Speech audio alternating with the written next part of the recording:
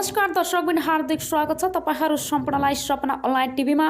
अहिलेसम्म तपाईले सब्स्क्राइब गर्नु भएको छैन, तपाई नयाँ हुनुहुन्छ भने हाम्रो च्यानललाई सब्स्क्राइब गरी छेउमा रहेको बेल आइकनलाई दबाई अलमा क्लिक गर्न नबिर्सनु होला। आउनु सब लागौं पहिलो खबरतर्फ। धरानमा प्रहरी चौकीमा खुकुरी हानाहान सहित बम विस्फोट भएको छ। असै सहित 15 जना घाइते भएका छन्। धरानमा प्रहरी चौकीमा स्थानीय युवाको दुई समूह बीच खुकुरी हानाहान भएको छ। दुई समूह बीच भएको झडप रोक्न खोज्दा चौकीमा इन्चार्ज घाइते भएका छन्। जिल्ला प्रहरी कार्यालय सुनसरीका एसपी कमल थापाका अनुसार एउटा समूह उजुरी लेख्न आएको थियो। उनले भने पछि आएको अर्को समूहले चौकीभित्र आक्रमण गर्न खोज्यो। त्यसलाई रोक्न खोज्दा चौकी इन्चार्ज घाइते भएका छन्। अस्थायी प्रहरी चौकी धरान 14 मा 6, 7 र 8 जनाको समूहको आक्रमणबाट चौकीका इन्चार्ज असै सुमन दाहाल घाइते भएका छन्। उनीमाथि खुकुरी प्रहार भएको थियो। घाइते दाहाललाई उपचारका लागि बीपी कोइराला स्वास्थ्य विज्ञान प्रतिष्ठान धरानमा भर्ना गरिएको छ। घटनामा संलग्नको खोजी भइरहेको एसपी थापाले बताए। घटनामा 7 जना संलग्न रहेको भन्दै उनले भने नाका सिल गरेर खोजिरहेका छौं। यसैगरी आउनु सब अर्को निस्तर्फ लागौं। चिकित्सकमाथि आक्रमण भएको भन्दै भेरी अस्पतालमा विरोध प्रदर्शन भएको छ।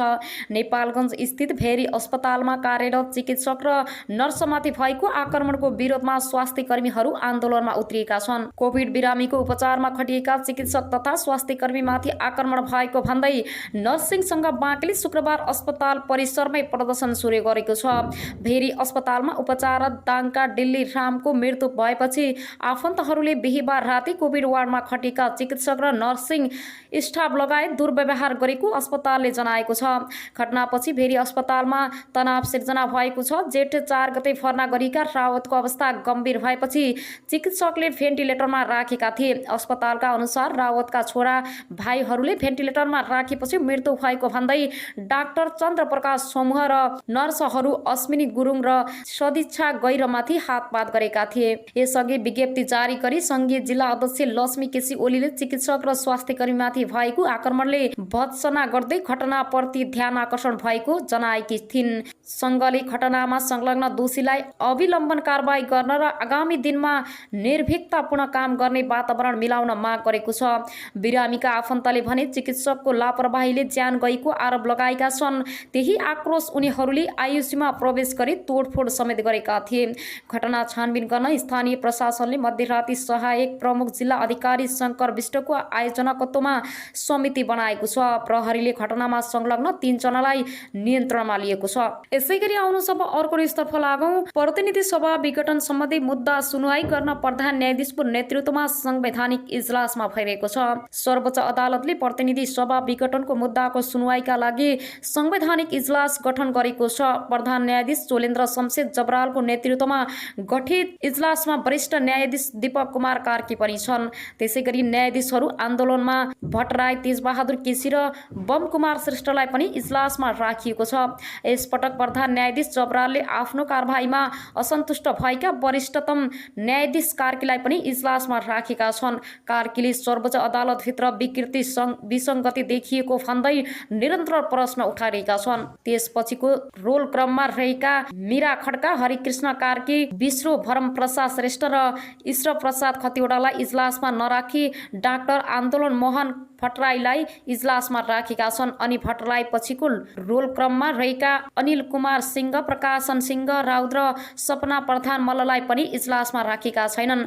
भट्टराई पछि न्यायाधीशहरू तेजबहादुर केसी र बम कुमार श्रेष्ठ संवैधानिक इजलासमा परेका छन्। केसी यसअघि पनि प्रतिनिधि सभा विघटनको मुद्दाको सुनवाई गर्ने इजलासमा थिए। न्यायाधीश श्रेष्ठ यसपटक थपिएका हुन्। न्यायाधीश श्रेष्ठ गत फागुन 23 गते नेपाल कम्युनिस्ट पार्टी नेपालको दल दर्ताको विषयमा फैसला गर्न न्यायाधीश कुमार रेग्मी सहितको संयुक्त इजलासमा थिए। शुक्रबारको इजलासमा संवैधानिक इजलासमा जाने भनी सम्झौता दर्ता भएका निवेदनका साथै बिहीबार एक इजलासको आदेशबाट फरवार्ड भएका 19 निवेदनहरू पनि एकसाथ पेश भएका छन्। सांसदहरूले पेश गरेको निवेदन सुनवाईको 8औं क्रममा रहेको छ। यसैगरी आउनु सब अर्को निस्तर्फ लागौं। प्रतिनिधि सभामा वैकल्पिक सरकार गठनको अभ्यासै अभ्यासै हुन पाएन। राष्ट्रपतिले हस्ताक्षर गर्ने सांसदको वैधताले प्रश्न उठाइदिनु भयो, त्यही समस्या देखिएको हो। प्रधानमन्त्रीमा दाबी गर्नेले बहुमत सदस्यको समर्थन हुन्छ भने आधार देखाएको छ कि छैन त्यति हेर्ने हो। 5 महिलाको अधिवक्तामा प्रधानमन्त्री केपी शर्मा ओलीले दोस्रो पटक प्रतिनिधि सभा विघटन गरेपछि कोरोना महामारी खेपिरहेको मुलुक राजनीतिक रूपमा पनि अन्योलग्रस्त भएको छ। अघिल्लो पटक सर्वोच्च अदालतले संवैधानिक धरातलमाथि प्रश्न उठाए विघटनको निर्णय बदर गरियो। राष्ट्रपति यसपटक पनि सरकारले प्रक्रिया मिचेर सिफारिस गरेको र राष्ट्रपतिले संवैधानिक प्रावधानहरू लत्ताएर निर्वाचनको घोषणा गरिएको भनी आलोचना भइरहेको छ। प्रतिनिधि सभा विघटनको संवैधानिक धरातलमा संवैधानिक कानुनविद बीपी अधिकारीसँग कान्तिपुर कर्मी कृष्ण ग्याउलीले गरेको कुराकानी। विपक्षी दलहरूले वैकल्पिक सरकारको सम्भावना थियो भनेका छन्। राष्ट्रपतिले त्यो सम्भावना देख्नु भएन, सम्भावना थियो कि थिएन के आधारमा पत्याउने। वैकल्पिक सरकार निर्माणको नेतृत्व राष्ट्र अध्यक्षको हातको प्रक्रिया हो। त्यो प्रक्रियामा वर्तमान प्रधानमन्त्रीको धारणा के हुन्छ भन्ने कुरा महत्त्वपूर्ण हुँदैन। प्रतिनिधि सभा र त्यसमा प्रतिनिधित्व गर्ने संसदीय दलहरू खास गरी वैकल्पिक सरकार दिन चाहे जुन नेतृत्व वर्ग छ त्यससँगको परासरमा महत्त्वपूर्ण छ। हामी अहिले संविधानको धारा 76 को उपधारा 1, 2, 3 अन्तर्गतको सरकारको कुरा गरिरहेका छैनौँ। उपधारा 4 अन्तर्गत बन्ने सरकार स्वभावैले कमजोर प्रकृतिको हुन्छ। कमजोर खालको भए पनि प्रतिनिधि सभालाई कायम राख्ने यो अन्तिम विकल्प हो। त्यसैले उपधारा 4 को प्रक्रियामा सामेल हुने र आधार दिनेले विश्वासको मत लिने प्रयासको परीक्षण गर्न पाउनुपर्छ। यस्तो बेला राष्ट्रपतिले दुई कुरा हेर्नुपर्छ। एउटा, क्षेत्रको उपधारा 4 अन्तर्गतको सरकार बन्न सक्छ कि सक्दैन। त्यसगरी सरकार बनाउन दाबी गर्ने मध्ये स्थिर सरकार कसले दिन सक्छ। अहिलेको हाम्रो परिस्थिति हेर्दा त्यो प्रक्रियामा जान त गइयो, एकातिर त्यो प्रक्रिया छोटो भयो, अर्कोतर्फ पर्याप्त प्रयास पनि गरिएन।